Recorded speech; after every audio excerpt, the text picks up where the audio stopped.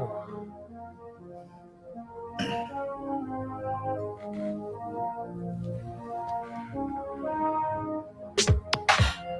in a secret no, I just had to be untouchable and free, caring for each other in despair. Put your back. Nice. Put your back on. I see us forgetting and dreaming and letting go of worry, receding from everything we know and becoming the demons we only fantasized of being in our nightmare. Somewhere forgotten, believing and leaving all the angels to die in their seething will shatter agony and anxiety, obsessions and the remnants of the light of goodness choking out our hearts.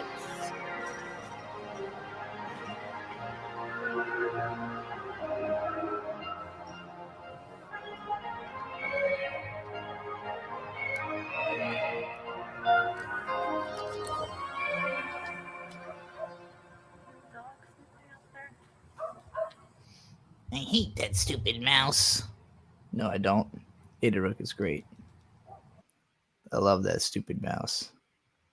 Hey, how's it going? Is anybody there? I see it says 15 whole viewers, but I don't see a goddamn one person over there in the chat. So I don't believe you're real. I don't believe that reality is actually on. You know, you got to flip the switch. Aggie Dunn just flipped the switch by saying, hey, ya to you too. Welcome to reality. You created it just now. What's it like to be God? God damn. Hello, Taper Clip. Yakuman says Tails is low-key great taste in furry boys. That's true. Honestly, there is... You are in fact real, Augie? No, you're in fact not real. Well, then I guess reality didn't get flipped on, did it? It's still off. There was some really good Tails art I retweeted earlier. Actually, I might have posted this up to the Twitter or to the Discord, and it might be easier to find that way, and I might have to pass less porn on my way to it. Why do I always forget how long ago it is that I've retweeted something? I'm always just like, oh, I retweeted that just last night, forgetting that just last night is like 3,000 tweets ago at any given moment. Here we go. This is the one. As soon as it loads in, I know this will be the one I'm looking for. Assuming it, there we go. Look at that. Look at that edgy Tails. Isn't that incredible? Can I join your panel? Full robotic form? I don't know who you are, so no. If I knew who you were, maybe there'd be a shot. But I have no idea who you are. So why would I let you on my panel? I don't even know that you have a decent sounding microphone. Let me make sure I'm using my decent sounding microphone. Sometimes I start up stream and I don't even know that I sound like shit. Hey, check this out. I made a large article about my favorite music of the year so far. So I'm thinking until I get any kind of requests to do anything other than this, we still got an hour and a half before it's group watch time for Shimoon. I'll probably like restart the stream for that or something. For now, I'm just going to read this article because, you know, not a ton of people actually read my blog. So it's a good excuse to get people to actually hear the posts. This is a public post. Anyway, this is my favorite music of 2024 so far. Recommend me more. An incomplete list of awesome music made this year. Inevitably, these lists are always missing a lot. I'm not the internet's busiest music nerd, and considering how much stuff that guy never even finds time to review or check out, I don't know that being him would even help me to make the perfect list of all the great music from a certain year. There's simply too much of it, and it takes too much effort to stay on top of it to do much more than simply enjoy whatever comes under your purview and pass it along. If you know some incredible music that isn't Charlie XCX, I don't know why I haven't fallen for her yet, that I missed from this year, or from this list this year, and you can tell that I might like it based on my taste, please do check out some of the stuff I recommend before dropping your own favorites. Then leave it in the comments. Okay. This is my playlist. 2024 is a great year for music. You can come find this in this post if you want to hear it for yourself. There's 100 songs in it so far. Literally exactly 100. The last one is the second Mashal opening. Denzel Curry did just release a new album, and don't you worry, it'll be talked about on this list. More than 100 songs that I love from this year are compiled in this playlist. A couple of them are from artists that made some other stuff I didn't really love, but whose couple of truly great singles blew my lid off, like I'm In by Maria Becerra. I don't know how to pronounce her name. Maria Becerra. I'm In, amazing song. Girls by The Dare, amazing song. Somebody was upset with me that I didn't like more songs by The Dare. They're fine, but Girls was really good. The lyrics are great. He's talking about liking girls with dicks. How could I not be, and having so much hair on their ass that it clogs the drain? It's a fantastic song. Some of them are from artists that are currently still building to an album release or have just dropped some random singles here and there, such as Sin Miedo by JPEG Mafia and I'm Gone by Fentanyl. And a lot of them are from overall fantastic albums, all of which hit for me on different levels. I will go in depth. Samurai by Lupe Fiasco. I knew this album was good on first listen, but had to be better the more I could parse what's really being said. Fantastic analysis from Justin Hunt and Professor Sky revealed to me the novel and brilliantly realized concept of the album, imagining Amy Winehouse reborn into the rap persona she was hinting towards embodying before her early death. The hook on the title track references her phone message to her producer about being full of these really neat, very beautifully alliterated little battle raps, and it lived in my head the second I heard it, though I had to read the lyrics to actually get them right. All over this album are stupendously dense lyrics at the forefront with the pretty stripped back new Jabez, like new Jabez, but it's new instead. New Jabez, old school lo-fi beats. I like the first half most. Number one headband is the absolute bar you down, learn this, I dare you rap of the year so far, and it's got a ton of competition from Conway the Machine's new album, while Tech Nine and Eminem albums sound almost bare by comparison. Mumble rap is really interesting narratively. A homeless man imbues Amy Winehouse with rap powers and then vanishes, and then she goes and wins a rap battle. And Cake is almost as memorably earwormy as Samurai. Slower songs on this album still hit in the context of the project as a whole, but it's a little easier to stop paying attention to those, especially in the second half where several slower songs sort of start to bleed into one another before Till Eternity confirms itself an eternally repeatable meaning jam at the end. I can easily see listening to this whole album dozens or hundreds of times, but most especially the tracks that I named. Dauntless Manifesto by Cupcake. Beyond living up to its name, this album slapped my dick right off of my body and shot it up my ass so fast I puked it back onto the empty space. I'd never heard of Cupcake till Grilling N-Words 2 came through my YouTube recommendation. She immediately made everything else I'd ever heard sound fuck weak by comparison. All over this album are the nastiest, raunchiest, most intense lyrics delivered with the constant, full-throated intent like no one else has ever matched. Rappers without clear diction and constant multitracking will never sound as threatening as Cupcake describing in the clearest detail how she's going to fuck you on her period and queef on your dick. I think you can take this album in a lot of ways and orders, as it really is more of a collection of random songs with similar energy than anything conceptual. A lot of these songs are really funny, but not something I really want to listen to actively because they're not honestly relatable to me. Cruella being the second track I heard by luck of the algorithm made it obvious that Cupcake can back up all of that M meets Kim nastiness with sincere knowledge, perspective, and technical rapping ability, and execute all of the rules perfectly before she goes back to totally breaking and stomping all over them. Double Homicide is a personal favorite for bars like head, shoulders, knees, and toes. I bet that bitch won't leave with those. A few songs get more emotional about relationships, and Dementia about your man not calling hit with me, especially for its addicting hook. DUI was my favorite of the outright comedy songs, and one of a few places it almost feels like a Lonely Island album, or This Is Gangsta Rap. Look that up. You'll remember what it is. All right, Bando Stone and the New World soundtrack by Childish Gambino. I hope the movie will be good. It looks fun, and I love Glover, and Lithonia might be my favorite song of the year, at least the best for karaoke, and the song I most immediately knew I'd still be listening to in 5 or 10 years, probably. My first impression was that Gambino had made some kind of Green Day meets My Chemical Romance song. It's billed as his rock debut somehow, or maybe even something like The Killers when they're doing their usual Bruce Springsteen impression. It's so hard for me not to say Juice Springsteen. Turn that everyman into a bevery man. Bevery stands for beverage. Anyway. But then I reread an old Film Crit Hulk article about the non-Crisis of Infinite Donald Glovers, in which he mentions Gambino aping Bowie on Awaken My Love, and that's when it all clicked. In every way, shape, and form, Childish Gambino is doing a Bowie, and nailing it, in my honest opinion.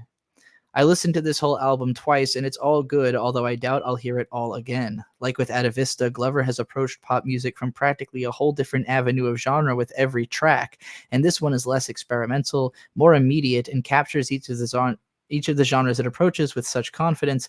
It's hard to even imagine how the same dude wrote all 19 or however many goddamn songs there are on this thing, and yet the content and the heart of it is so consistent that it still feels clearly like the same album.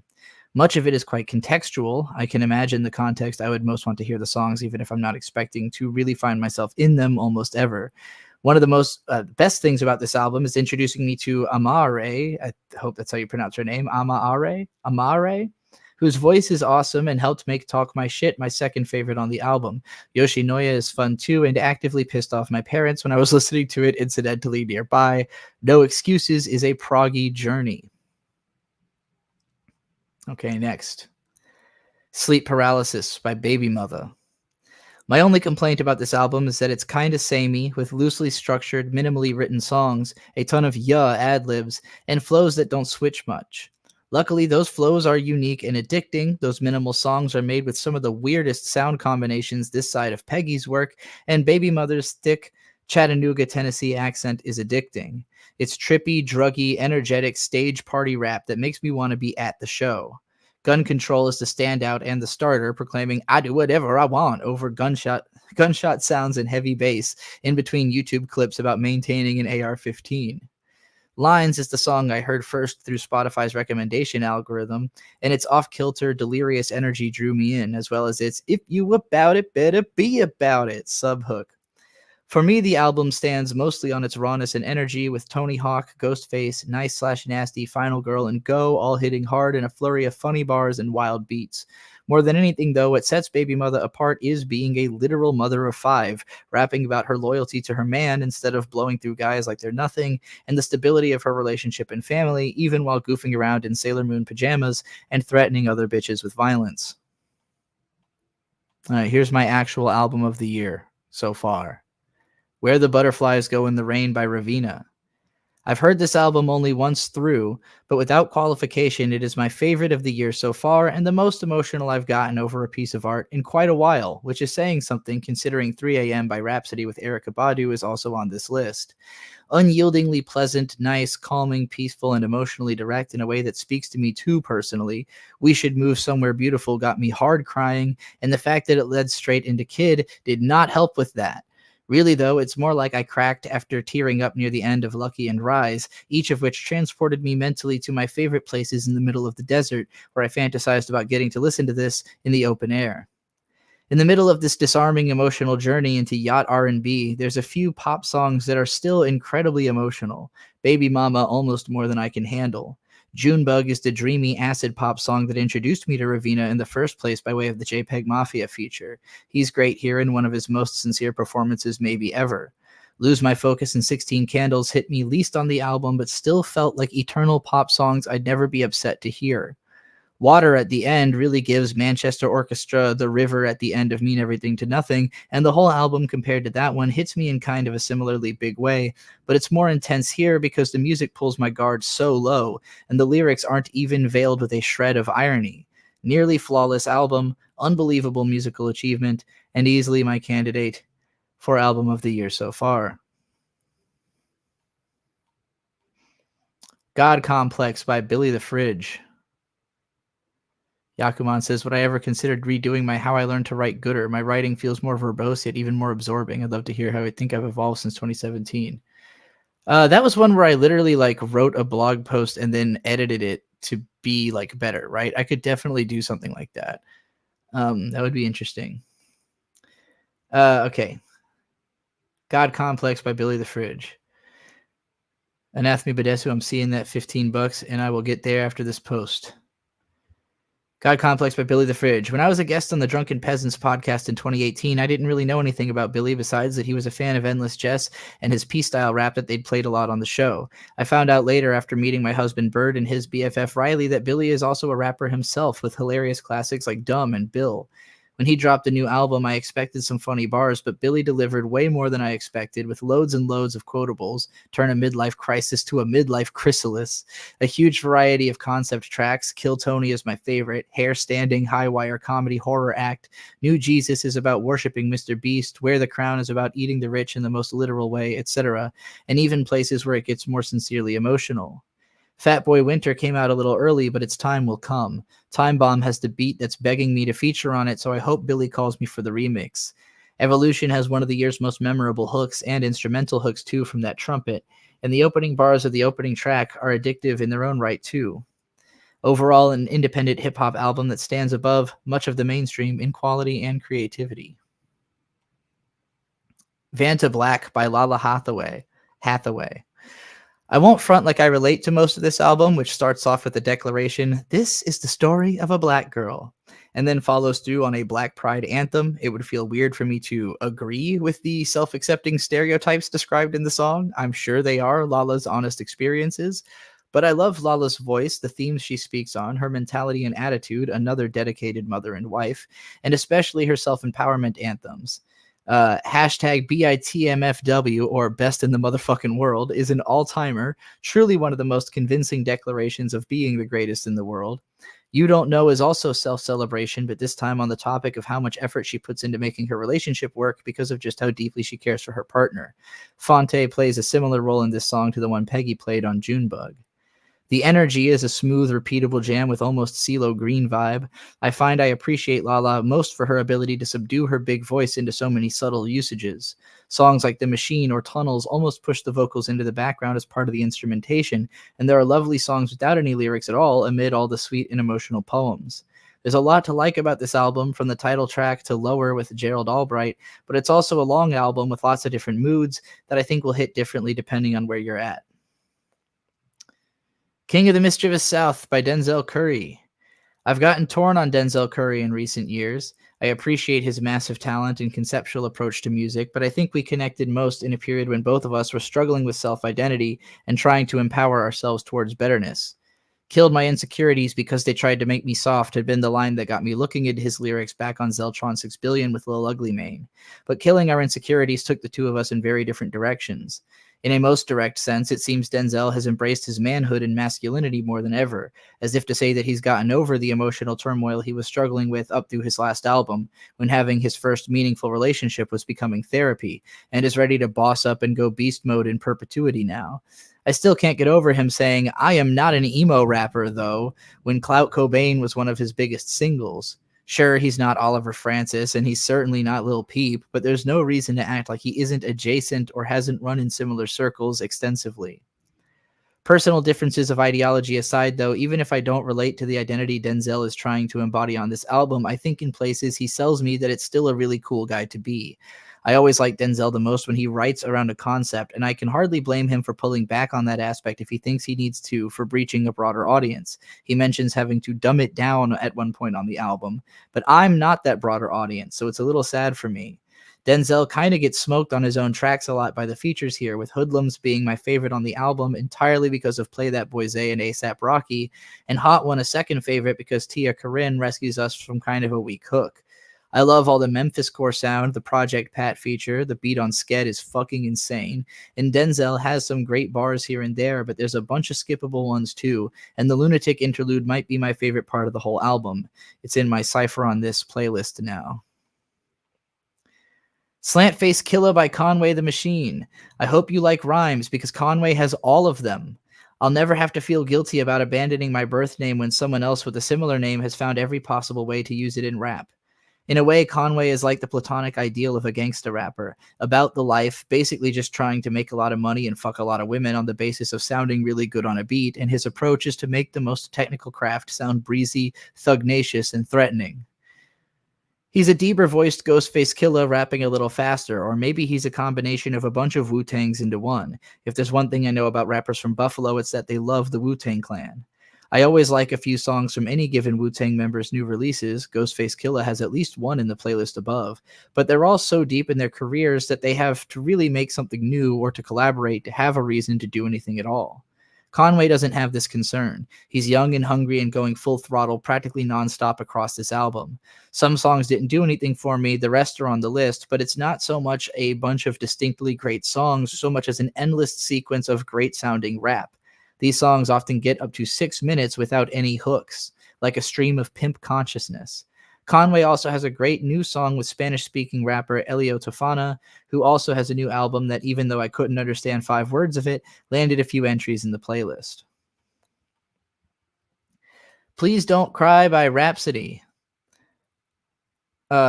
Wednesday hype, Ubideko hype. It's not Wednesday. It's only Tuesday now, right? Let me make sure I haven't completely lost my mind. Yes, okay. Please Don't Cry by Rhapsody.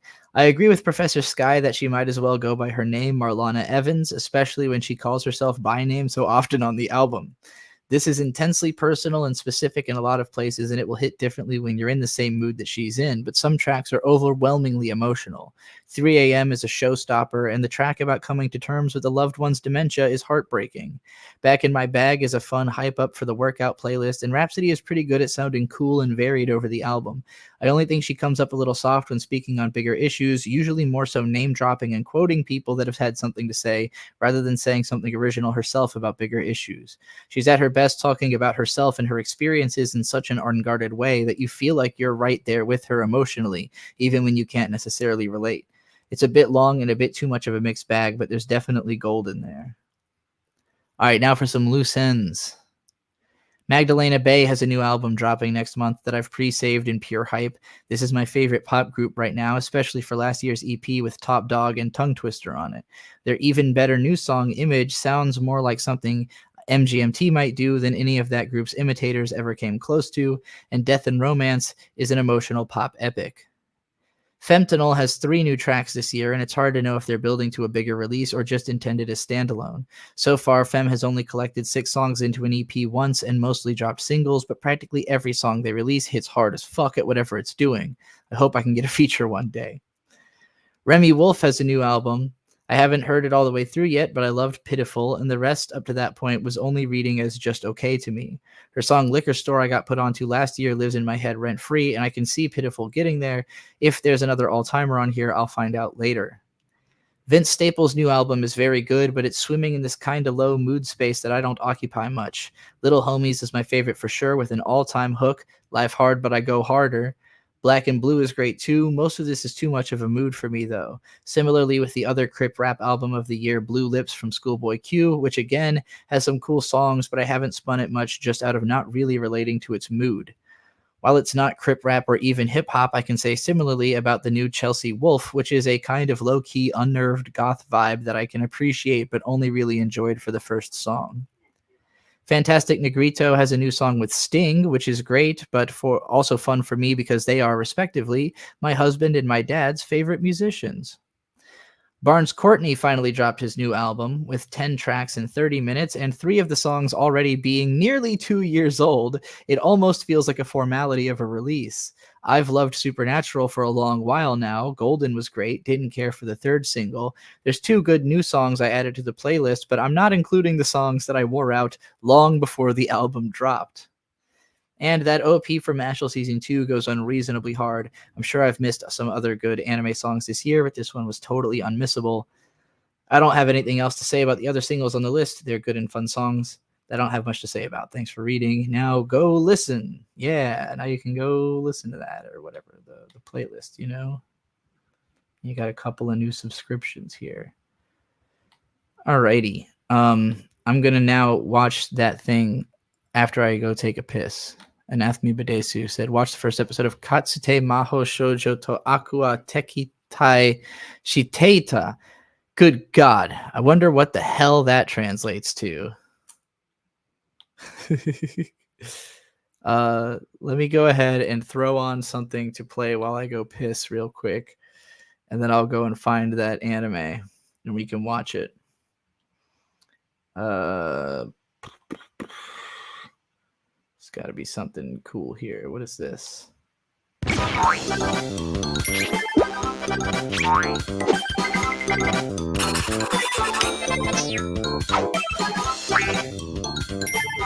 Cute. What is this?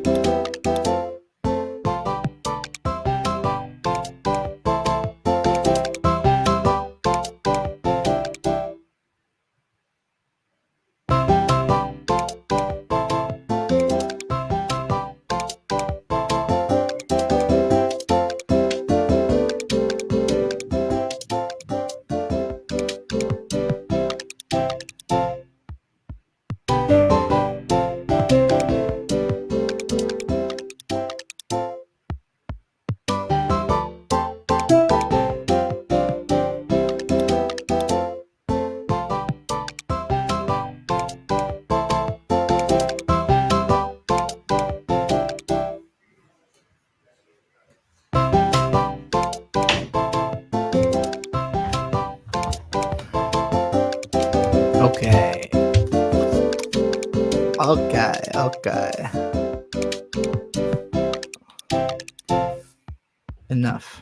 Enough, Red Boy.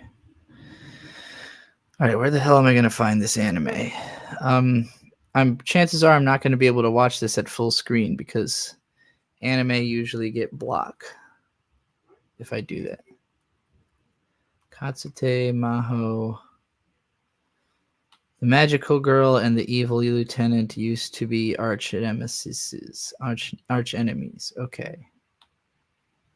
And this is a 12.5-minute episode. Okay. If anybody wants to watch this with me, timed out with me, you're going to have to go find it for yourself because I'm going to make it small. I'm going to make it little so that I don't get copyrighted. Content ID'd. It's so dim in this room.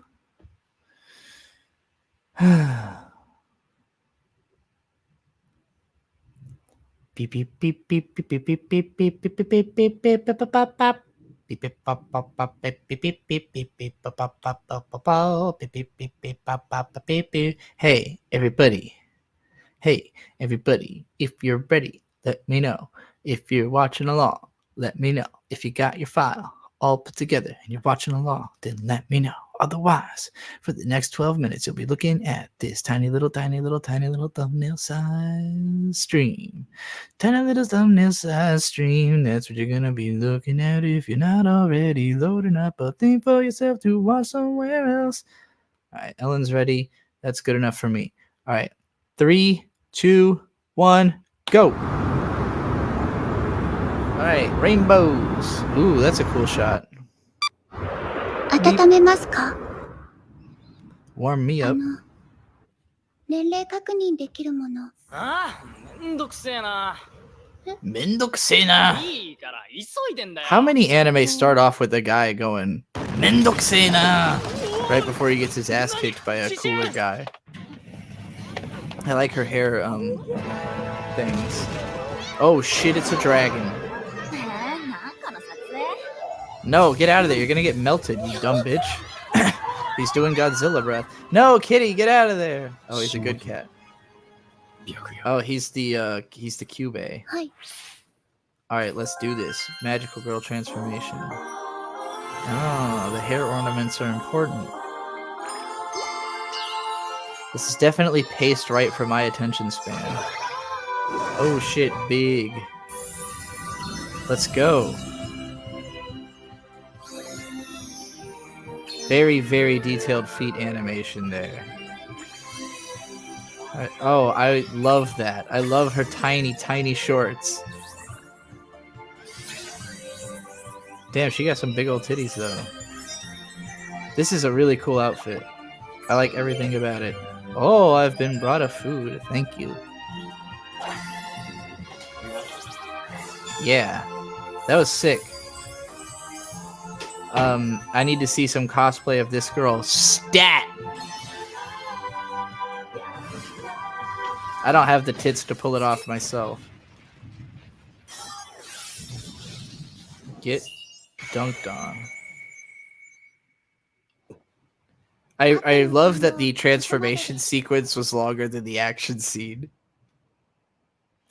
あなたの好きにはさせません。 He just popped that motherfucker. Damn. Popped that motherfucker too. Uh-oh, he's in love.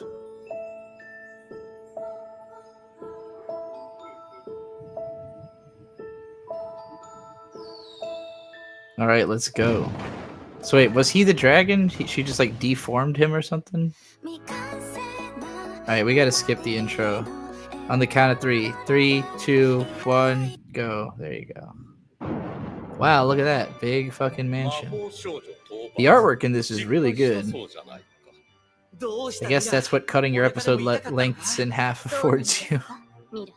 魔法少女なるものがいかほどのものかわからない。まずは小手調べといったところだろう。完膚なきまでに屈服させるにはいろいろと準備が必要だものね。慎重すぎてあくびが出ますわ。あなた一人に任せて大丈夫かしら。 The shot compositions are really cool in this show. Very imaginative storyboarding. Especially stuff like that. Like already you had the thought of what if I framed him with the candles, and then like what if I also pushed in on that, you know? Just took it all the way. It's really fun. 今日はそんな君にお土産がある。シフォンケーキは好きか？はい。 It's kind of got to feel like Shaft anime, but without being like, you know, their stereotypes 私は specifically. 平気だ。でも。ありがとうございます。悪の参謀さん。別に敵に塩を送るというあれだよ。参謀さんは器が大きいんですね。なんだこの感情は。胸が苦しい。 This is basically Kaguya-sama Love is War, but with like a little bit of fantasy added to it. 悪のエリート一家に生まれ、悪のエリート街道を進み、悪のエリート職に就き、ついには悪の王の片腕ともなった悪のエリート人生が狂わされている。彼女と出会ってからというもの、ずっと挙動不審ではないか。この悪の参謀である私が一体どうしたというのだ。国という国を打ち滅ぼしたどこか悪悪いんです逆非道な。か？参謀さん。 And やっぱりおでこが頭に限らず全身が熱い。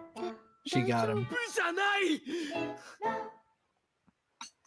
シフォンケーキ、すごく美味しいです。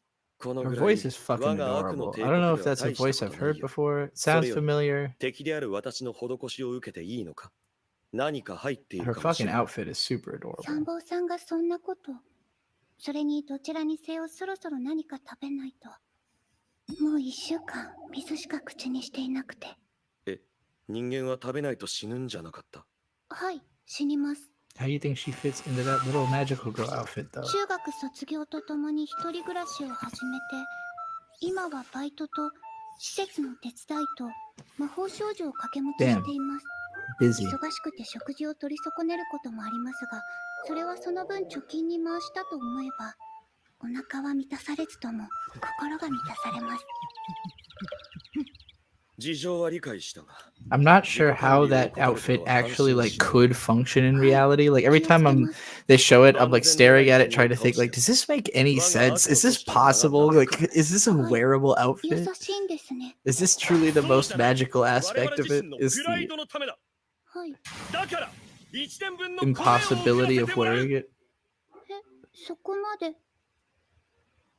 I'm trying to figure out which parts hold up which other parts. いや、結構だ。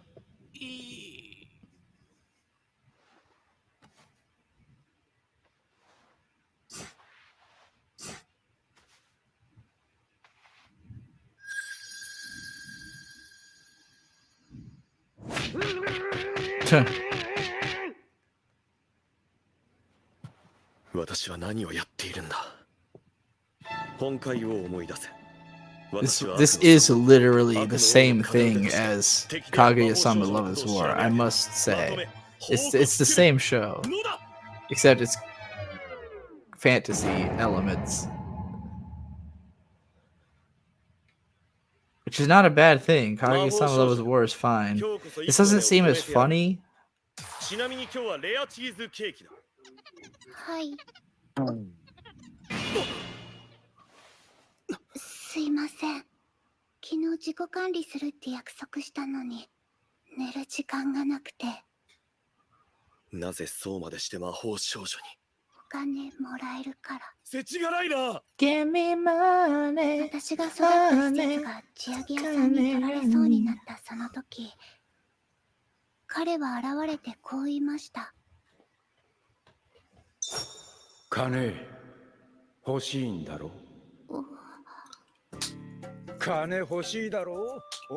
お魔法少女になって世界救うのと売るのとどっちがいい？ Huh. 施設に恩返しすんだろ。はい。 Now I understand why that one Lucario fan likes the そも show. そも地上げ屋さんとグルだったことが分かって、やっさ。 木陰にいたらだいぶ回復しました。ありがとうございます。悪の参謀さん。君は魔法少女をやめるべきだ。え？先ほどの話からすると、君は望んで戦っているのではないのだろう。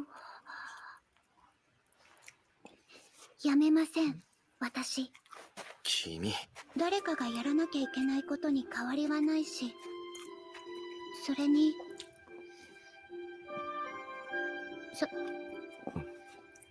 参謀さんに Oh 会えた shit. から。 You're in. 参 You're 謀さん in. 怒ってます？くそー、かわいいな、かわいすぎる。何が目的だ。ブラックカードがいいだろう。 Huh. 私の負けだ。好きなものを輝い。 Okay, so it is a little different 続いて参謀さん。 because the relationship dynamic is different. 私のためを思って The biggest difference is that in Kaguya-sama, both of them are trying not to admit that they liked each other. 今日は And in this, she just likes him, 考え and て he's trying to resist because he's too much of a simp. He would give up everything he's doing for this girl as of like first sight, and he's trying not to like totally give in, you know? So it's a little ち more なみに次だけど何食べたい？ almost extreme. そんなお構いなく。この私が敵である魔法少女に翻弄されているだと。このままではいけ Gary ない。 always says I have misophonia. When you do that in the mic, I want to tear the skin off my face. 思い Well, 出せ。王の片腕となって with apologies, I'll mute myself next time I eat. 蘇れ。 My mom has misophonia. She cannot handle hearing anything but the sound of her own voice, so I understand.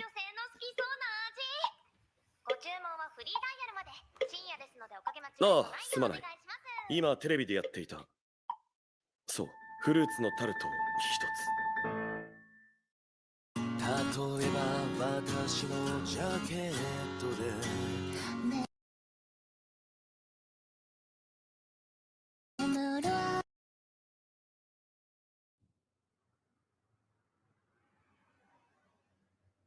There's a post credit.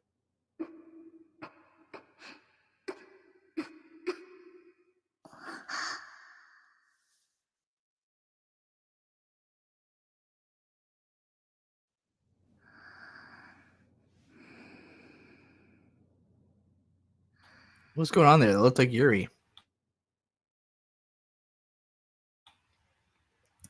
Yeah, I'm gonna say I'm with Ellen. That looked great, but was kind of boring. The appeal of it is too similar to Kaguya-sama Love is War, which, like, when that show first came out, I didn't get it. When I watched it with Bird, I got it.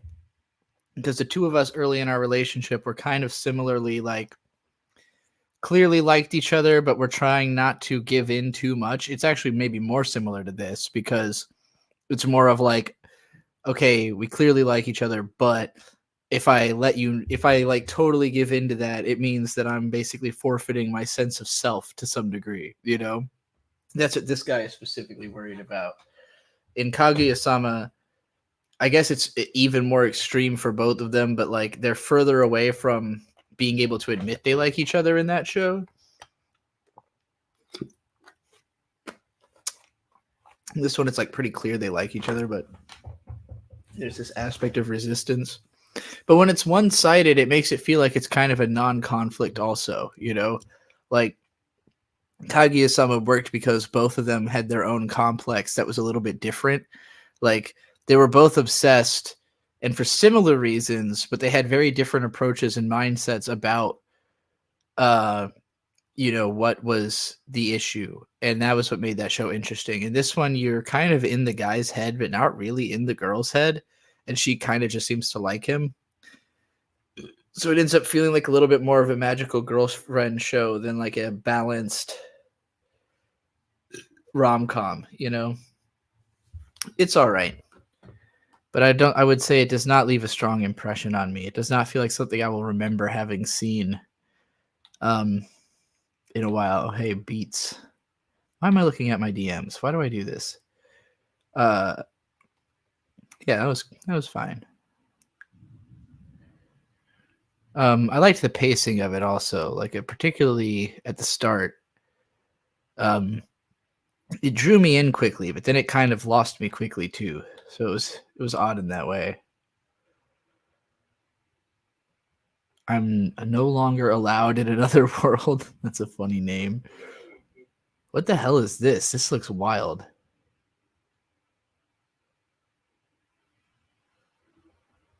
Egumi Legacy. Egu Island? Is this like a whole show, or is this like a... Let's just check this out real quick. What the fuck am I looking at? あなた主人公じゃないから。こんなずんぐりむっくりで名前がうっかり八兵衛が主人公なわけないでしょ。うっかりだぜ。もう本当にうっかり。 This is like Japanese 12-ounce mouse, but with like more of a pleasant aesthetic. Okay, enough of that. That's very strange.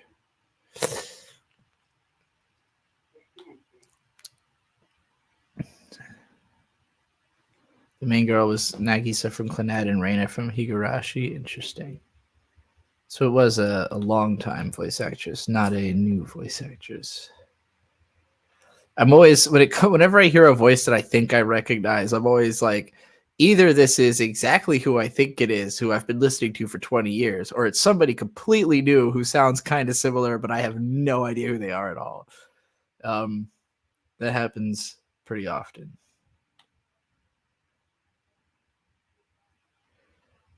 Got that new fucking JPEG Mafia song stuck in my head. Big Booty Hoes! Man, I swear to God, if that fucking thing says smartphone disconnected 3 more times, I'm going to shout. Rap!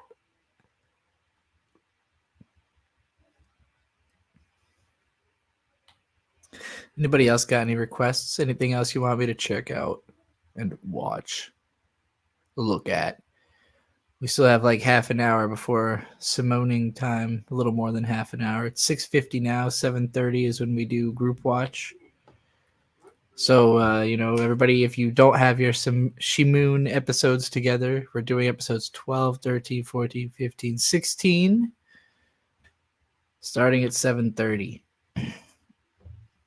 But I figured I'd get some live streaming in early in case anybody had any requests, because usually I don't get any requests when I'm watching a show, because then I would interrupt the show to do the request. And also, people don't usually super chat me if they're not requesting me to watch something. So You're always free to, of course. Sometimes people just ask me for a rant or something, and I'm like, oh shit, I don't even gotta watch nothing for this. I can just fucking rant about this. Ellen, you're a lot more into Shimoon after that last batch. That's good to know. I think the next batch is gonna be some heavy hitting stuff. Like, I know at least one of the really heavy episodes should be in the batch we're watching today, so I'm excited about that. But yeah, I agree with you. I thought it improved dramatically. The first session, I really had been worried, like, man, maybe the show doesn't hold up, but it got a lot better.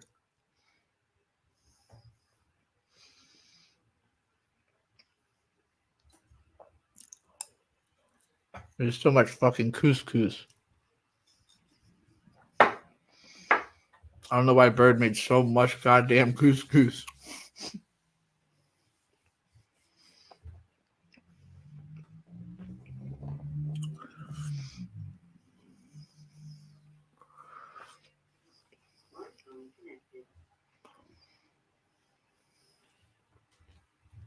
Lucario, why are people hating on that show?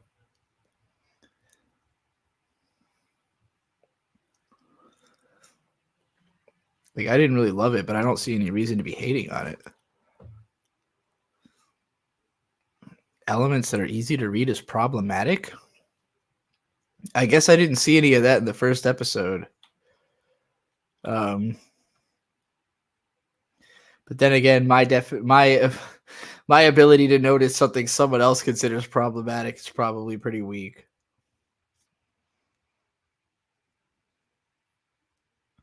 Although a lot of the times I notice things that should be, by the logic of people who find things problematic, should be considered that way.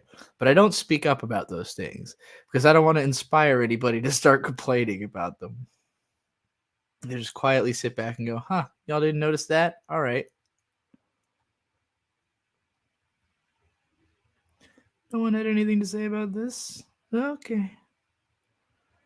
Man, I'm trying to find that fucking show so I can add it to Mal, but I can't remember what the hell it was called. A Yakuman with episodes 17 through 21 of Popey. Let's go. Fun fact, I'm going to the circus with Miyamoto tomorrow. Haha. That sounds adorable. What kind of circus? Like a Ringling Brothers, Barnum and Bailey? I haven't been to the circus since I was a fucking child. I thought they had mostly shut down circuses for being problematic or something.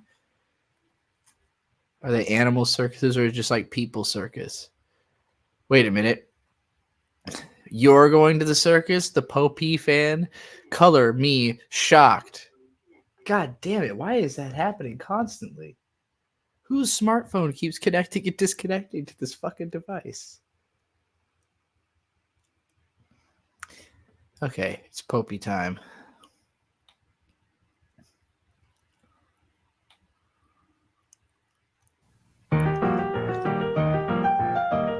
A more artsy one? Ooh, that sounds cool. That's the kind of circus I would most want to go to.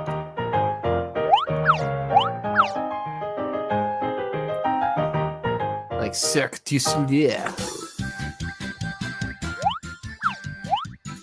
This is a interesting new location they're in out of nowhere, maybe? Question mark? They seem to be in one of the early stages from Diddy Kong Racing. There's a stage in Diddy Kong Racing where you drive through a skeleton like that.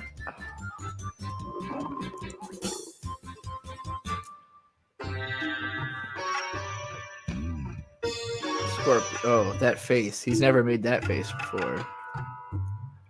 Damn, he's getting down. Uh-oh. No.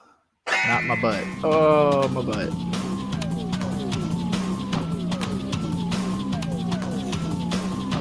All of the music in this show is so familiar now that, like, I know I'm going to start hearing it in my dreams at some point.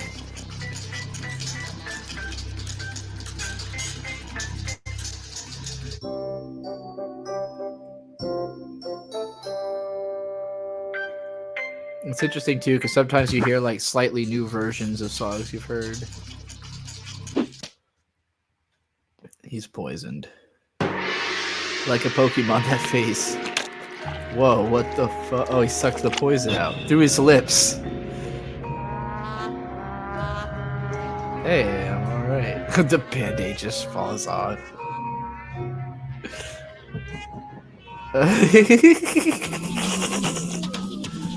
Let daddy come this way. You got this, Popey. Let it happen. Just let it happen. You don't need to pray the gay away, Popey. It's gonna be fine.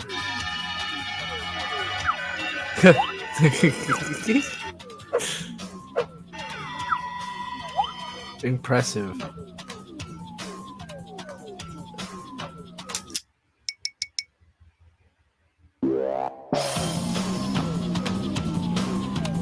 Oh, what the fuck?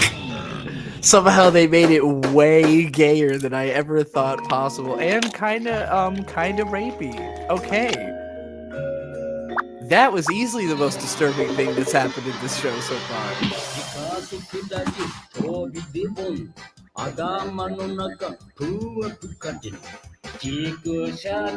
I'm never going to forget seeing that.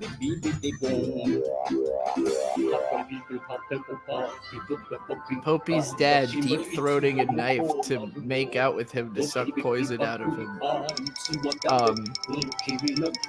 And then sucking him so hard it looked like he had, you know...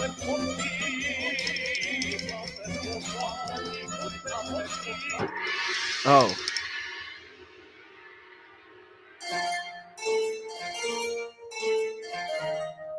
That one was incredible. I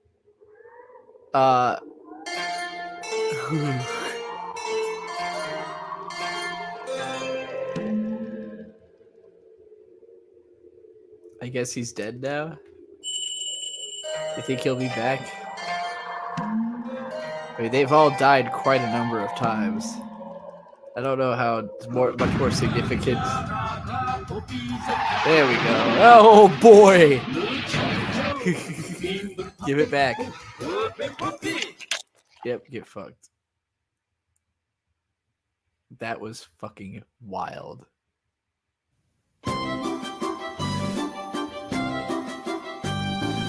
Every time I think that I've that this show couldn't possibly still surprise, it finds a way to go way above and beyond expectations.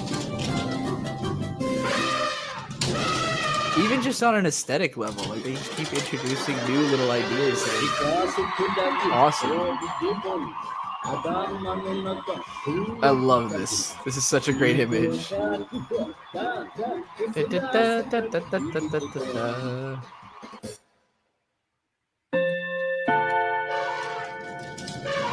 No! Out of the way! You dumb bastard.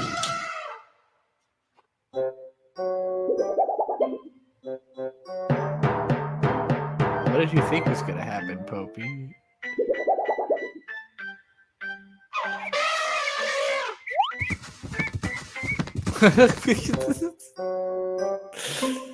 He's such a fucking angry spaz.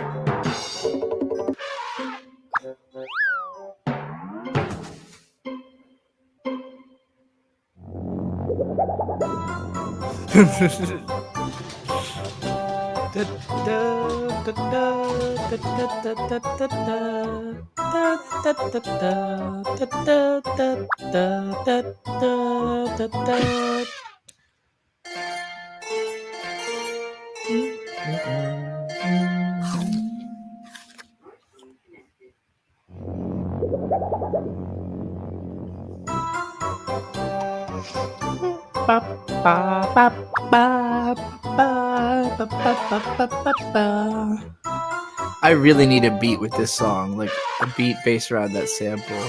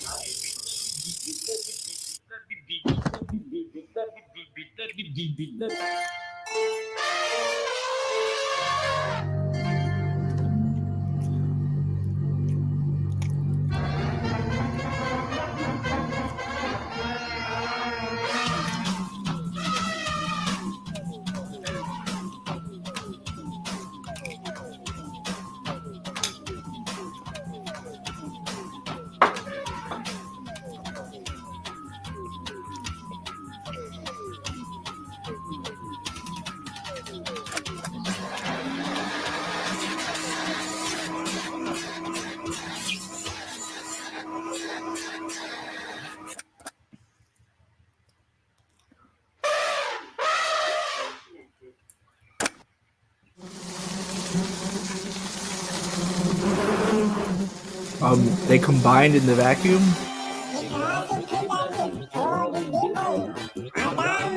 He looks pretty fucking happy about being a fly, I guess.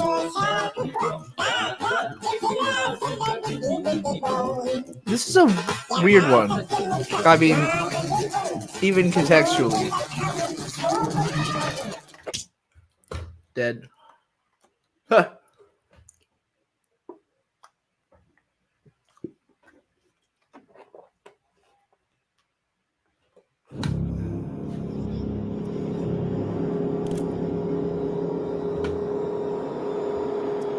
Is this still the same episode? What in the fuck? No, okay. Oh no, dream. What could a dream in this show be like?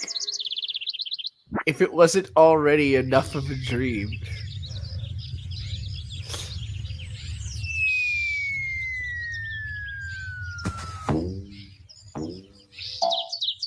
Oh hey, this is what my dreams are like. Everything is super floaty and barely weighted.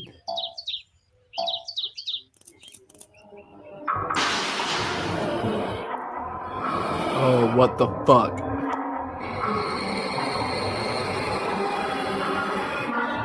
It's not okay. Whose dream are we in?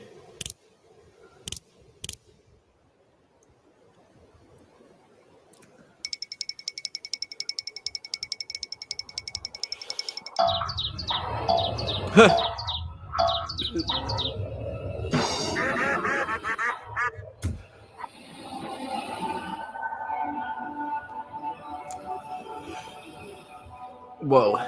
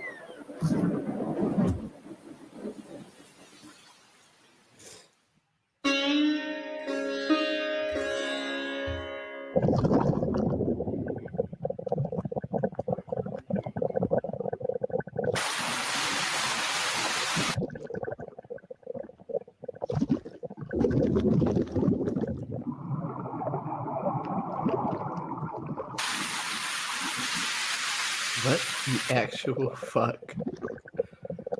It's giving playing Mario 64 when you're like desperately trying to get to those water bubbles.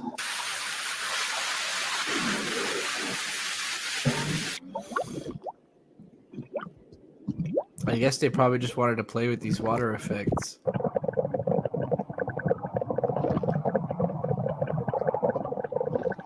And you know, fear of drowning as a horror theme. Why?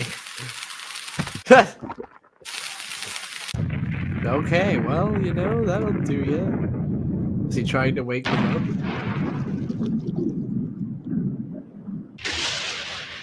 Oh, he was trying to depth charge them out of the sea, I guess. But now they're probably all dead.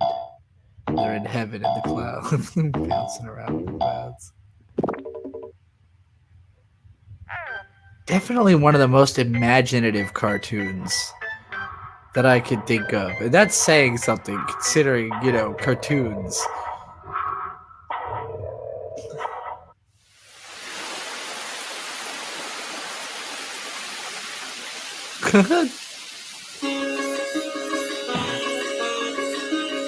The cinematography also just keeps getting more brilliant. Wow, what in the fuck? That was an Odyssey. Hey Amy, hey Ellen, guess what? Guess what? I reinstalled Duolingo on my phone because I realized it would be cheaper to learn Portuguese than to pay somebody to translate it for me. So I learned how to say Eu como pão e bebo leite. Eu como pão e bebo leite. Eu como pão e bebo leite. Also, what's the other one I learned how to say?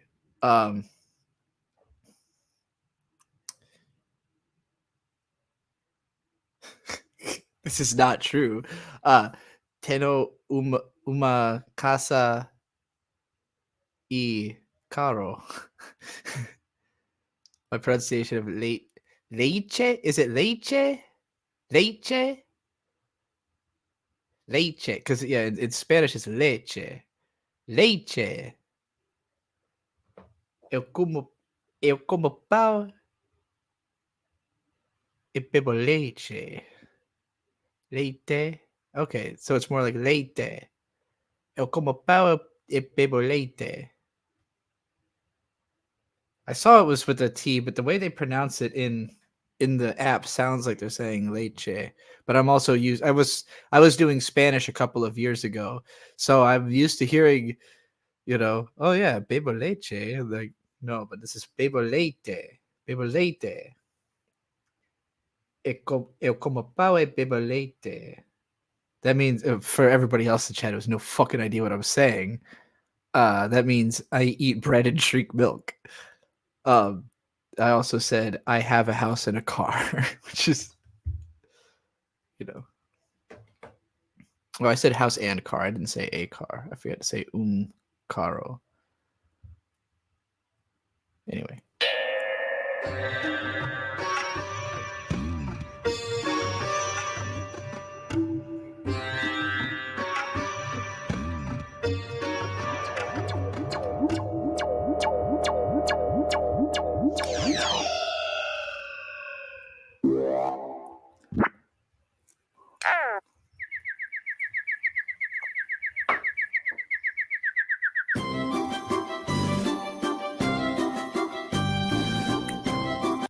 It doesn't sound like I'm saying bread. Pow?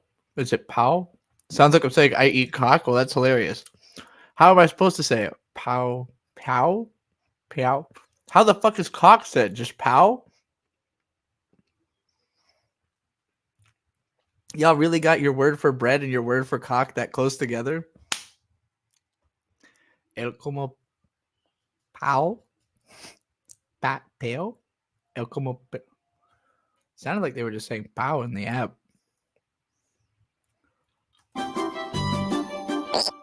Cock is just pow. That's hilarious. Is it pow? Like do I have to emphasize the O? Pow? As opposed to pow? Pow?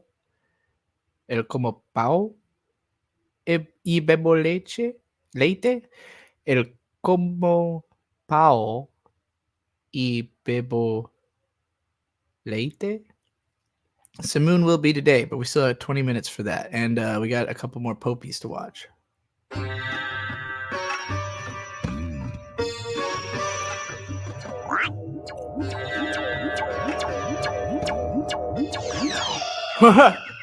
Like a clip art of a bird.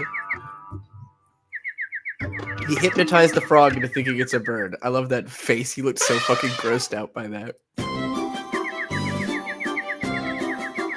Could this have inspired that part in that My Little Pony episode where she turns a frog into a bird? Or I think that happens.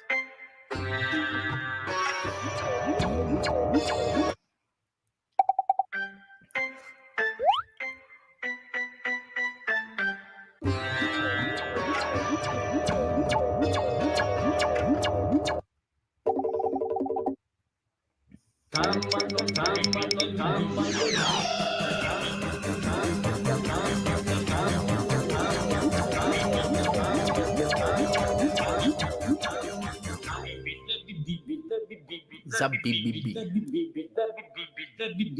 Zabibibi. Zabibibi. Oh.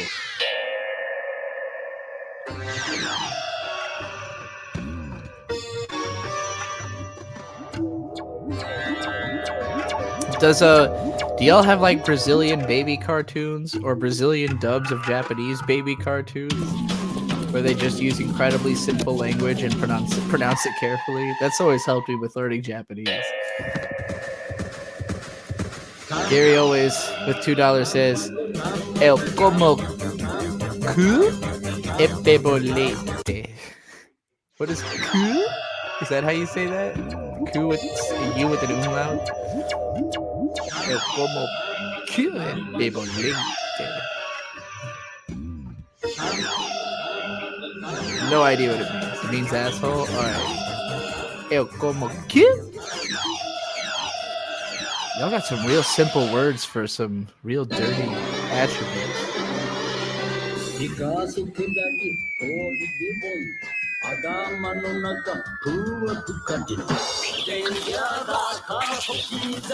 What the fuck?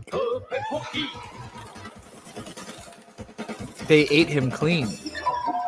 I see, they were being buzzards. I get it. I see.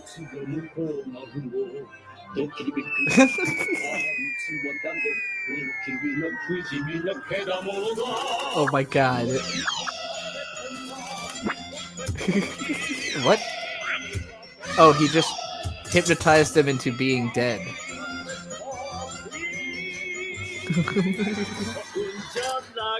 Now he's breaking their skulls. Stan's gonna somehow respawn from his eye like fucking Wolverine. What the fuck? Oh, he's hypnotizing him into being him. Oh shit. The cycle never ends. It's like Gwyn in the first flame. Holy shit. How is this show even allowed to broadcast? It's a good question. Awesome.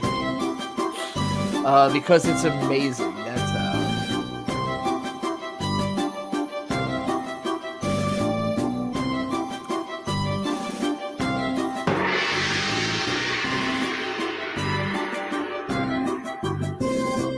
Doing it all wrong, buddy boy.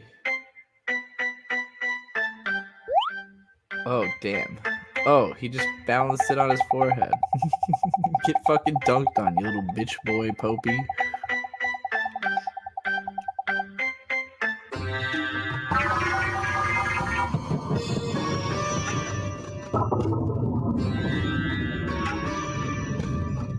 Q.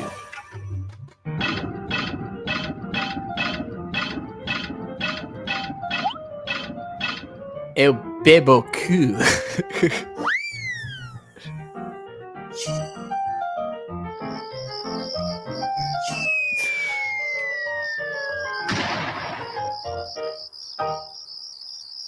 Does it seem grosser to say El Como Q or El Bebo Q?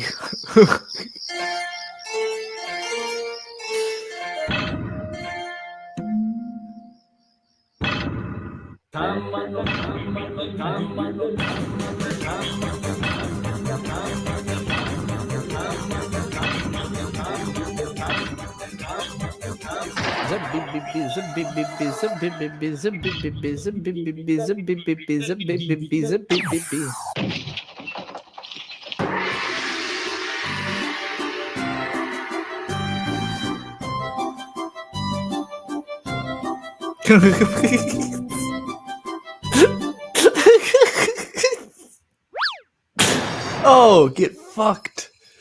Get stomped on by a whole truck like a JoJo.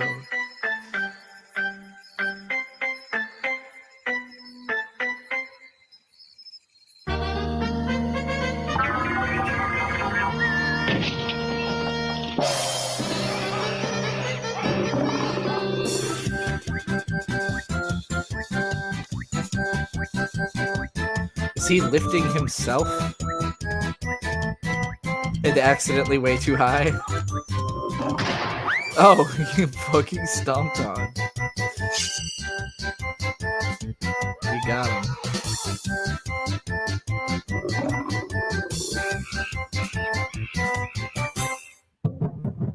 That was a really neat camera. Oh no, he fucking Majora's masked. Oh. Oh no, he's doing it on purpose. That's a hell of a spirit bomb.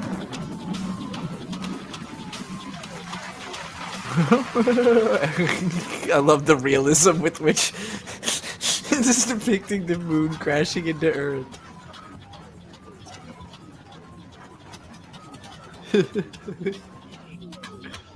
What?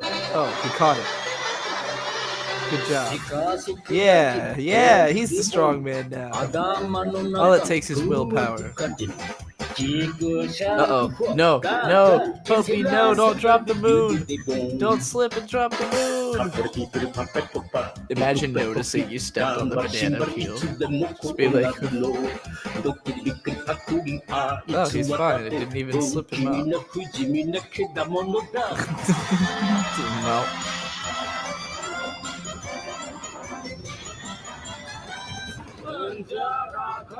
He's the clown.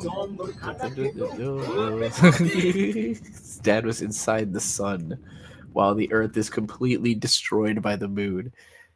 This is insanity. This show is so fucking good. I believe this is the last one that we're watching today. Right? That was only 4 that we just watched, right?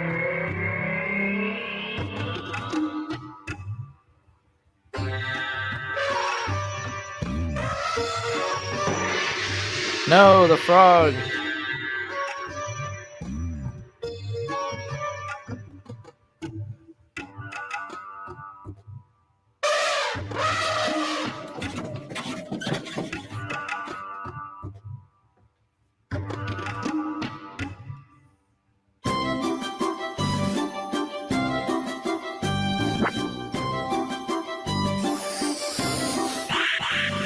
Oh.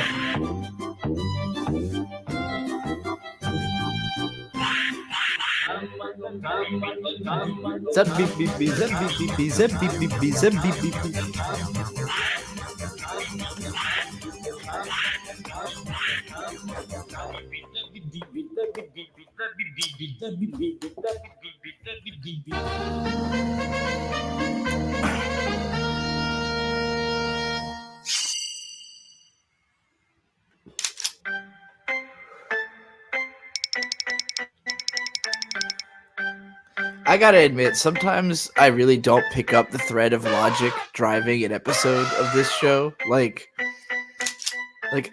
moment to moment, I'm like, okay, that was funny and weird. Sometimes I'm like, what are they doing though? They're just all concerned about the frog, I guess.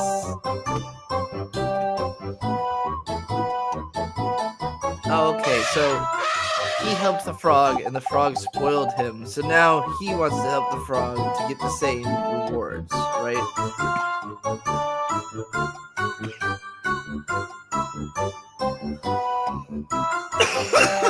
What the oh, good trick, I guess.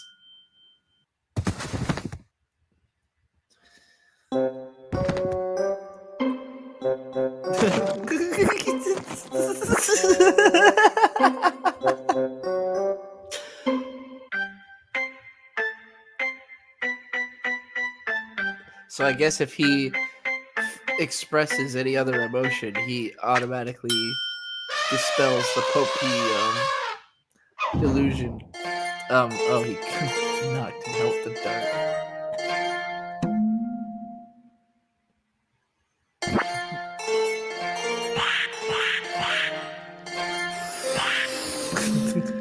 He's gonna blow him up too big and pop him.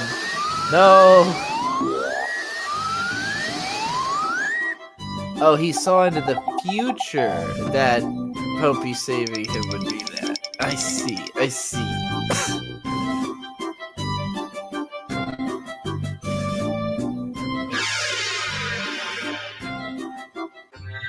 Oh my god. It's the music video for Listen. The second K-On! ED. It's literally the same place. I wonder if they're both based on like some kind of painting.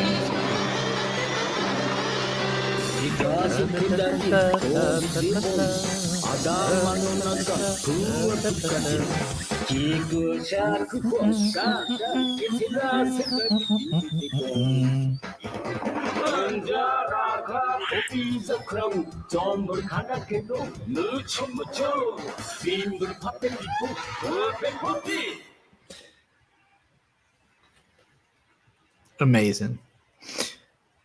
Well, gang, all right.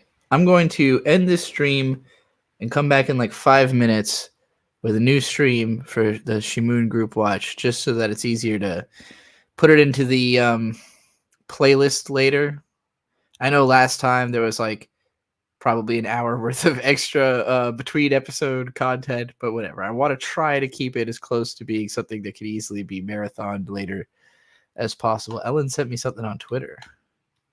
What did Ellen send me on Twitter? Is it my own face?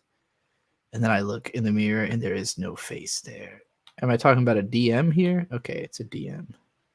Oh, how to pronounce it? Phone. Pound. Phone. Pound. Phone. Pound.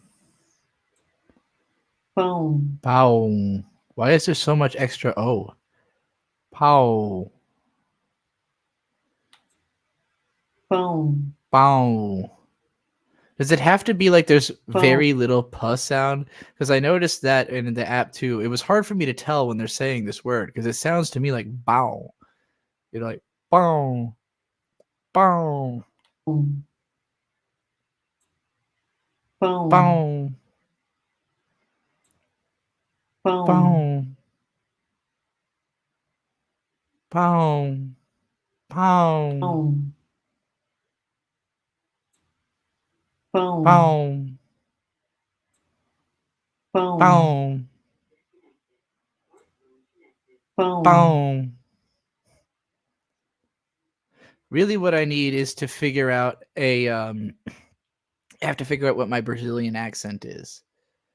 Like it helps to be able to do it in like a specific inflection consistently, you know? But I don't know how I would sound saying a whole sentence in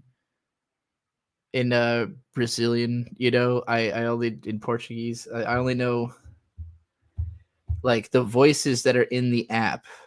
I could kind of imitate the one deep voice guy going, "Eu como bebo, eu como pão, pão, eu como pão, e como pão e bebo leite. Eu como pão e damn it. I don't think I could do it consistently in that voice is the problem. I need a Brazilian accent to learn. Pão. Pão. Eu como pão e bebo leite.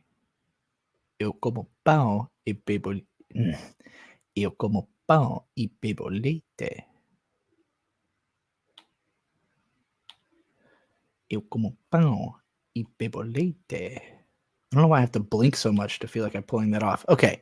Gotta cut this stream off and come back. See you on the other stream.